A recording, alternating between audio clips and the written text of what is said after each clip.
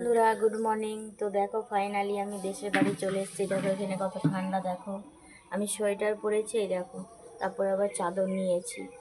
আর এইটা হচ্ছে আমার দেশের বাড়ি, এই দেখো, দেখে নাও, গরিব মানুষের বাড়ি, অ্যাসবেস্টারের চাল। হ্যাঁ, এই দেখো এটা আমার দেশের বাড়ি। এই দেখো আমার মা, এই দেখো আমাদের লেবু গাছ, দেখো কত সুন্দর, প্রচুর লেবু ধরে, প্রচুর, মানে যাকে বলে, এই দেখো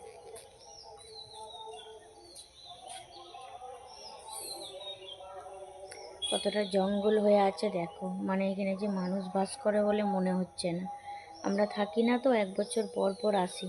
তো এই অবস্থা, দেখো এই যে দুটো লেবু গাছ দেখতে পাচ্ছ, একদম নিচে ঝুলবে লেবু। এই যে এগুলো আমাদের জায়গা। হ্যাঁ, এটা আমাদের বাড়ি, অ্যাসবেস্টারের একতলা বাড়ি, একটা রুম, ডাইনিং, দেখতেই পাচ্ছ। তো তোমরা কেমন আছো সবাই, কে কখন উঠলে?